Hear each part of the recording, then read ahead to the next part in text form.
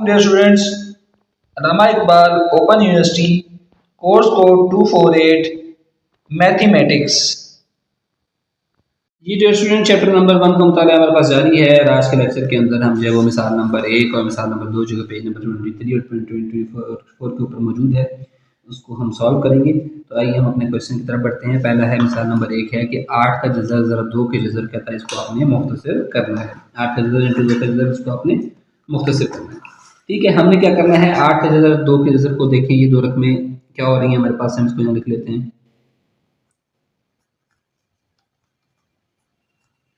अच्छा, मैंने आपको बताया था कि जब एक जैसे इंडेक्स, इसका इंडेक्स 2 है, इसका भी इंडेक्स 2 है, जब एक जैसे इंडेक्स वाली दो रकमें आपस में ज़रब खा रही हूँ तो वो एक ज़रब के अंदर आ सकती हैं। तो मैं इसको ऐसे रकम को ऐसे लिख सकता हूँ, 8 ज़रब 2 का जज़र, यस लिख सकता हूँ। 8 ज़रब 2 का जज़र कितना होता है, 16। अच्छा, 16 को मैं लिख सकता हूँ, देखें 4 का मुरब्बा, 4 का मुरब्बा लिख सकता हूँ जी, क्योंकि 4 ज़रब 4 16 होता है। अच्छा, फिर जब आपको पता है 4 की ताकत 2 है और जब जज़र ख़त्म करते हैं वो क्या पावर बन जाती है, 1/2। तो ये जज़र ये मुरब्बे से कैंसिल, तो आपके पास आंसर क्या आ गया, 4। यहाँ पर जो मैं चीज़ आपको समझाना चाह रहा हूँ कि देखें, जब भी जज़र का मुरब्बा मौजूद होगा, जज़र का मुरब्बा यानी जज़र के ऊपर यहाँ पर सेम 2 इंडेक्स वाला जज़र होगा और उसका मुरब्बा होगा, तो इसमें आपने क्या करना है, जज़र को मुरब्बे से कैंसिल करके ऑटोमेटिकली आंसर ले आना है। ये चीज़ तो मैंने आपको समझाने के लिए की थी। यहाँ पर एक स्टेप इसका मैं अगर और कर दूँ कि 4 कैंसिल कैसे हुआ, 2 ज़रब 1/2 हो गया, 2 से 2 कैंसिल, तो 4 की पावर कितना बच गया, 1 बच गया था। इस तरह ये 4 आया था। तो जब आपके पास जज़र का मुरब्बा होगा तो आगे बड़े क्वेश्चन आएंगे, उसमें आपने डायरेक्ट इनको कैंसिल कर देना है। ठीक है, तो ये आपके पास इसका ये आंसर आ गया। अच्छा, अब आगे दूसरी बात हमारे पास कहता है 180 का जज़र तकसीम 24 का जज़र, कहता है इसको आपने हल करना है। हम यहाँ पर रकम को लिख लेते हैं,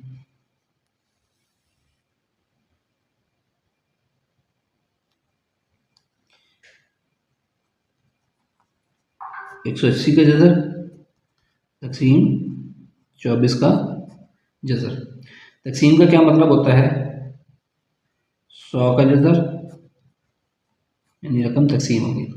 अब जब दो रकमों का इंडेक्स सेम हो और वो आपस में तकसीम हो रही हो तो उनको आप इकट्ठा करके लिख सकते हैं, यानी कि आप इसको लिख सकते हैं 100/24 का जज़र। क्यों, हमने एक फार्मूला पढ़ा था कि अगर आपके पास m/n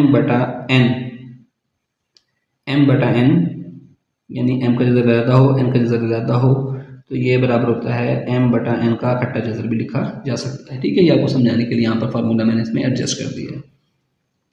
अब ये बच गया 100 का 180, सॉरी 100 पर लिखता रहा हूँ, 180 है ये, 180 का जज़र बटा 24। अब देखें, सबसे पहले जज़र निकालने के लिए हमने करना क्या होता है, जज़र निकालने के लिए हमने करना होता है, जो पीछे करते हैं कि हम सबसे पहले इसके पेयर बनाएंगे, यानी कि इसकी तजज़ीह करेंगे। जब जहाँ हमारे पॉइंट पे जुफ्त हो तो हम सबसे पहले 2 से स्टार्ट करते हैं, 2 एकम 2, 2 दूनी 4, 2 छक्के 12, 2 तिया 6। ठीक है, इसके तो ये पेयर बन गए। अब 180 की निकालें, उसके एंड पे भी जुफ्त है, 0 है तो 2 से स्टार्ट करेंगे, 2 9 18, 0 0, 2 चौके 8 और 2 पंजे 10, 2 दूनी 4। अच्छा, अब 2 पर गया है, अब देखिए 45 आ गया, तो 45 अब 2 पर नहीं जाता, फिर हम इसको क्या करेंगे, उससे नेक्स्ट वाला देखेंगे 3, 3 एकम 3 और 3 पंजे 15, फिर 3 पर जाएगा, 3 पंजे 15 और 5 एकम 5। ये इसकी अजायदर भी बन गए हैं, ये इसके अजायदर भी बन गए हैं। यहाँ इनकी कीमतें दर्ज कर दें, 2 ज़रब 2 ज़रब 3 ज़रब 3 ज़रब 5 बटा 2 ज़रब 2, और ये कितना बन गया था, 3 एकम 3, ये भी रह गया था। ठीक है, ज़रब 2 ज़रब 3 और इस सारे का जज़र मौजूद है। अब जो करते हैं, जो ऊपर ज़रब और तक़सीम करने से हैं वो काट दें, 2 2 से कैंसिल, 2 2 से कैंसिल, 1 3 1 3 से कैंसिल, तो ये आपके पास क्या बच गया, 3 ज़रब 5 बटा 2। 3 ज़रब 5 कितना होता है, 15 बटा 2, 15 बटा 2 का जज़र। ये डियर स्टूडेंट, ये इसका आंसर हो गया है। तो ये जज़र का क्वेश्चन था, इसलिए मैंने थोड़ा सा आपको डिटेल में समझाया है। वैसे आपको ज़बानी भी ये चीज़ें आनी चाहिए कि जज़र कैसे निकालते हैं। इसीलिए मैंने आपकी प्रैक्टिस के लिए ये वाला पोर्शन मैंने आपको करवाया है, ताकि आप अपने हाथ से प्रैक्टिस करें, उन चीज़ों को समझें। आई होप सो कि आपको समझ आया होगा। नेक्स्ट लेक्चर में हम इंशाल्लाह नेक्स्ट टॉपिक के साथ हाजिर होंगे। Thank you.